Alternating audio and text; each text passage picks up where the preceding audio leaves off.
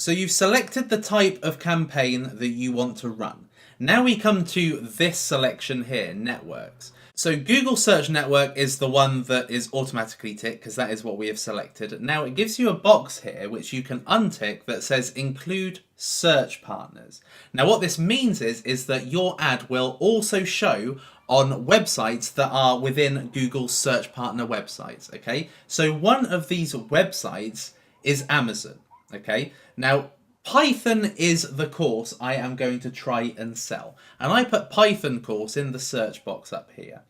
And you will see here are some sponsored links by Pact. And what you see here is some particular Python programming books that these guys have paid for with an ad. So an ad will show on here as one of Google's display partners.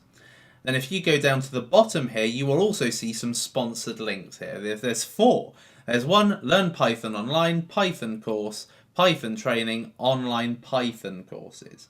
Now, none of these are actually with Udemy, but having said that, doesn't really matter. If you've got an online browser looking for a Python course, this is the selection that is spread out for them. And how suitably these courses cater to the needs of the browser depends on how effective they're likely to be. Now these may also show if you're looking for just a Python book. So what that means is that although these will display, and although I have seen these, right, I will more than likely not click on them. So the person who has run this ad is paying for the impression. I've seen it, I'm not clicking on it because to me it's not relevant if I was looking for a Python book. Now this can be effective because I have actually looked for Python course. I'm not sure how many people would actually look for Python course, but I've looked for it. So what Amazon has displayed to me are just books. They're not courses, okay? These are courses. So I'm probably more likely to pick on one of these than to actually pick a book. But it relies on me seeing this and paying any attention. And I don't know if you pay attention to the ads, but most of the time I don't pay attention to these. I'm just looking for the book.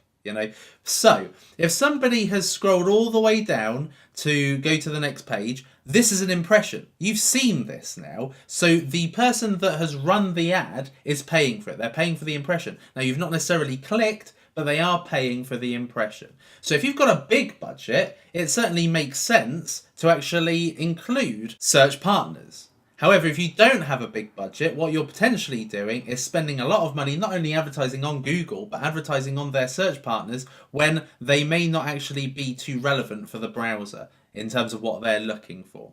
So it all depends really. It doesn't seem like there's a right or wrong answer to this. Now, what I will also say with regards to Google search partners is that this changes, okay, and you don't necessarily know where it's going to be displayed, if it's on the appropriate place, if it's under the appropriate article. You never know where it's going to be displayed. And it may actually compromise the effectiveness because you'd have no control of where it's displayed and what triggers your ad to come up.